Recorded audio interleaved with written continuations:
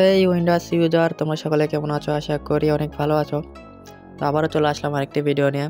তো অনেকে উইন্ডোজ 10 থেকে 11-তে আসছো, কিন্তু এর টাস্ক মেনুটা অনেক বড় দেখায় আর রিফ্রেশ মেনুটা অনেক অন্যরকম লাগে। অনেকের পছন্দ হয় না, আমারও বেসিক্যালি ভালো লাগে না। তো এটা তোমরা কিভাবে আগের মতো উইন্ডোজ 11-ই থাকবে, কিন্তু task menu bar icon similar করে উইন্ডোজ 10-এর মতো কীভাবে করবা? বেসিক্যালি এই সেটিংটা তোমার ম্যানুয়ালি দিয়ে থাকে না, এর জন্য থার্ড পার্টি একটা অ্যাপের ব্যবহার করা লাগবে। তো এখানে দেখো আমার উইন্ডোজ 11 তো আছে, এটা একটা মডেড ওএস নেক্সট ওএসের। তো চলো দেখে আসি কীভাবে এটা করবা। তো এর জন্য তোমরা ক্রোম অন্য ব্রাউজার ওপেন করবা, করার পর এখানে লিখবা এক্সপ্লোরার প্যাচার গিটহাবের লিঙ্কটা যেটা আছে, তো এখানে দেখো এটা ওপেন করবা।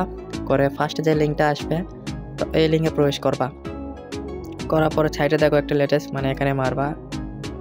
আপডেট সবসময় এখানে পাবা। মারার পর নিচ দিকে আসবে তোমাদের পিসির কনফিগার অনুযায়ী এটা ডাউনলোড করে নেবা। তো আমি এক্সি ফাইল ডাউনলোড করে নিচ্ছি, অলরেডি আমার করা আছে, দিয়ে ইনস্টল করে নেবা।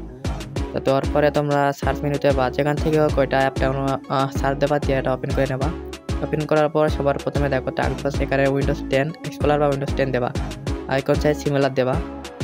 দেওয়ার পর রিসেট ফাইল এক্সপ্লোরারে মারবা। মারার পর এটি একটু লোড নেবে। তো দেখো আমার নিচের আইকনগুলো ছোটো হয়ে গেছে, টার্গবারগুলো উইন্ডোজ 10-এর মতো হয়ে গেছে। এরপর আসে হচ্ছে রিফ্রেশ মেনু। তো উইন্ডোজে রিফ্রেশ মেনুটাও চেঞ্জ করতে পারবা। এর জন্য তোমাদের আসা লাগবে হচ্ছে ফাইল এক্সপ্লোরারে। আসার পরে এখানে দেখো ডিসেবল উইন্ডোজ 11 কন্টেন্ট মেনু, এটা মারার পরে রিসেট ফাইল এক্সপ্লোরারে মারবা। মারার পর দেখো এটাও চেঞ্জ হয়ে গেছে। তো এরকম করে তোমরা এগুলো চেঞ্জ করে নিতে পারবে। এখানে আরও অনেক রকমের সেটিং আছে, এখান থেকে সরাসরি প্রপার্টিজ মেরে ওপেন করতে পারবা। তো আজকের ভিডিও এটুকুই। যদি ভালো লাগে থাকে অবশ্যই চ্যানেলটি সাবস্ক্রাইব করে দেবা। টাটা, আল্লাহ হাফেজ।